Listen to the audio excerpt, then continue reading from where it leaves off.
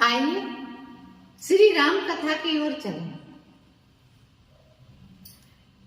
निशाचरों ने महात्माओं को खा खा करके उनकी हड्डियां फेंकी हैं। इतने महात्माओं को खा करके हड्डियां फेंकी हैं कि महात्माओं की हड्डियों का पहाड़ बन गया। प्रभु श्री राम ने महात्माओं की हड्डियों के पहाड़ के सामने भुजा उठा करके दृढ़ प्रतिज्ञा की है कि मैं एक एक निशाचर को चुन चुन ढूंढ निकालूंगा और उनका वध करूंगा। प्रभु श्री राम इस प्रकार से दृढ़ प्रतिज्ञा करके आगे बढ़े हैं। अगस्त बाबा के समर्पित शिष्य सुतीक्षण जी, बड़ी अद्भुत सेवा की अगस्त बाबा की। इतनी अद्भुत सेवा की कि अगस्त बाबा ने प्रसन्न होकर के सुतीक्षण जी को संपूर्ण ब्रह्म ज्ञान की विद्याओं का अध्ययन कराया। जो ब्रह्म ज्ञान की विद्या अगस्त बाबा ने प्रभु की साधना करके, आराधना करके प्राप्त की थी, वो सभी ब्रह्म ज्ञान की विद्याओं का सुतीक्षण जी को अध्ययन कराया। जब सुतीक्षण जी संपूर्ण ब्रह्म ज्ञान की विद्याओं में पारंगत हो गए तो चलते समय गुरुदेव से कहा कि गुरुदेव आप मुझसे दक्षिणा के रूप में कुछ मांग लीजिए। तो अगस्त बाबा ने कहा कि तुमने इतना कहा, यही मेरी दक्षिणा हो गई। और कहा कि हमने तुम्हें संपूर्ण ब्रह्म ज्ञान की विद्याओं का अध्ययन कराया है, तुम जाकर के दूसरे शिष्यों को ब्रह्म ज्ञान की विद्याओं का अध्ययन कराइए, यही हमारी दक्षिणा है। सुतीक्षण जी दुराग्रह करने लगे। अगस्त बाबा को क्रोध आ गया। अगस्त बाबा ने कहा, रे मूर्ख, तू मुझे दक्षिणा देना चाहता है? मैंने तुझे संपूर्ण ब्रह्म ज्ञान की विद्याओं का अध्ययन कराया है। जा उसी ब्रह्म को मेरे सामने ला करके खड़ा कर दे, उसी ब्रह्म के मुझे दर्शन करा दे, यही मेरी दक्षिणा है। सुतीक्षण जी तो हंस करके चल दिए जैसी प्रभु की इच्छा। ऐसी घटना एक और घटी, आइए उदाहरण से समझिए। शिष्य को गुरु ने 14 विद्याओं का सांगोपांग अध्ययन कराया। जब शिष्य 14 विद्याओं में पारंगत हो गया तो चलते समय कहा कि गुरुदेव आप दक्षिणा के रूप में मुझसे कुछ मांग लीजिए। तो गुरुदेव ने कहा कि तुम गरीब ब्राह्मण हो, तुम्हारे पास क्या रखा है? तुमने इतना कहा, यही मेरी दक्षिणा हो गई। शिष्य हट करने लगा। गुरुदेव को क्रोध आ गया। गुरुदेव ने कहा, रे मूर्ख, तू मुझे दक्षिणा देना चाहता है? मैंने तुझे 14 विद्याओं का अध्ययन कराया है। अब जा उन 14 विद्याओं के बदले मुझे 14,000 स्वर्ण मुद्रा ला करके दक्षिणा में दे दे। शिष्य तो बेचारा गरीब ब्राह्मण, उसके पास से एक भी मुद्रा नहीं थी, स्वर्ण मुद्रा, और गुरुदेव ने 14,000 दक्षिणा में स्वर्ण मुद्राएं मांगी। विचार करने लगा कि इतना धन कहाँ मिलेगा? इतना धन तो किसी राजा के पास मिलेगा। उस समय रघु महाराज का राज्य था और उसी समय रघु महाराज ने यज्ञ करवाया। यज्ञ में जितना भी धन कोष खजाना था सभी ब्राह्मणों को, याचकों को लुटा दिया। जब वो गरीब ब्राह्मण रघु महाराज के यहाँ पहुंचा, संध्या बंदन का समय था। रघु महाराज संध्या बंदन कर रहे थे। उस गरीब ब्राह्मण ने देखा कि इनके पास तो ढंग के पूजा के बर्तन भी नहीं हैं और मुझे गुरुदेव को दक्षिणा में देने के लिए 14,000 स्वर्ण मुद्राओं की आवश्यकता है। संध्या बंदन उपरांत वो शिष्य चल दिया गरीब ब्राह्मण। रघु महाराज ने हाथ जोड़ करके पूछा कि ब्राह्मण देवता, तुम किस लिए आए थे? तो उस ब्राह्मण ने कहा कि मुझे गुरुदेव को दक्षिणा में देने के लिए 14,000 स्वर्ण मुद्राओं की आवश्यकता थी। रघु महाराज ने उस ब्राह्मण से कहा कि तुम जाकर के ब्राह्मण देवता विश्राम गृह में विश्राम करिए, मैं कुछ युक्ति सोचता हूं। विचार करने लगे। रघु महाराज के जितने मुझसे आश्रित राजा हैं, सभी से कर के रूप में मैं कुछ ना कुछ ले चुका हूं।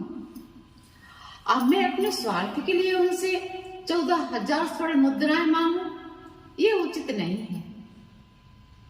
विचार किया कि जो देवताओं के राजा, धन के राजा कुबेर, इतना धन तो कुबेर के पास मिलेगा।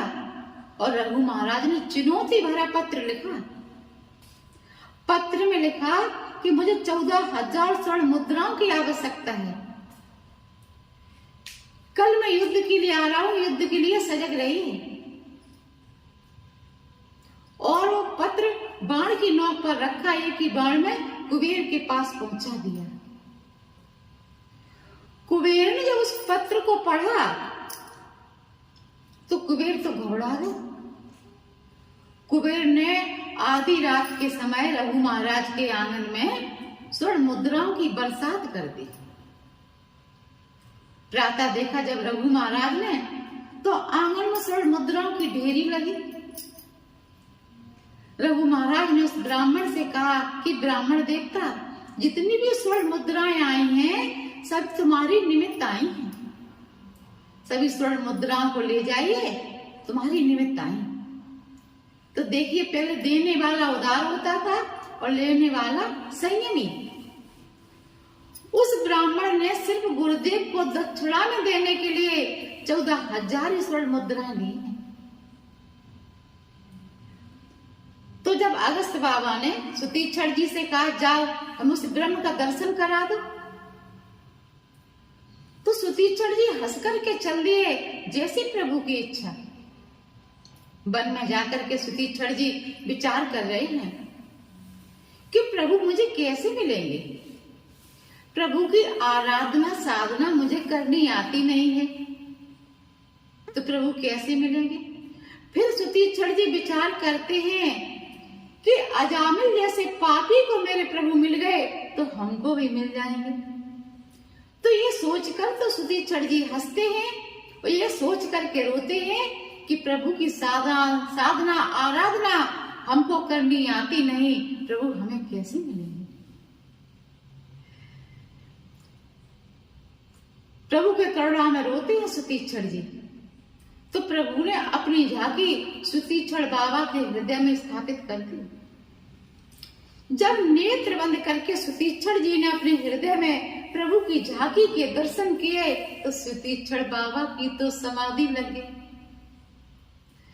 आनंदित हो रहे हैं अपने हृदय में प्रभु की झांकी के दर्शन करके। अब देखिए, प्रभु सामने आ गए हैं और प्रभु हाथ पकड़ करके सुतीक्षण जी को जगा रहे हैं कि बाबा जागिए, मैं आपके सामने खड़ा हूं, बाबा जागिए। और बाबा जागने का नाम ही नहीं ले रहे। तो प्रभु श्री राम ने अपना चतुर्भुज रूप सुतीक्षण जी के हृदय में स्थापित कर दिया। तो सुतीक्षण जी ने हड़बड़ा करके नेत्र खोले, फिर तच्छ प्रभु की झांकी के दर्शन कर रहे हैं, आनंदित हो रहे हैं कि मैं तो प्रभु के प्रत्यक्ष दर्शन कर रहा हूं। सुतीक्षण जी ने प्रभु के चरणों में साष्टांग प्रणाम किया और प्रभु को आश्रम में ले गए। आसन पर प्रभु को बिठाया है और विधिवत प्रभु का पूजन किया है, प्रणाम किया है।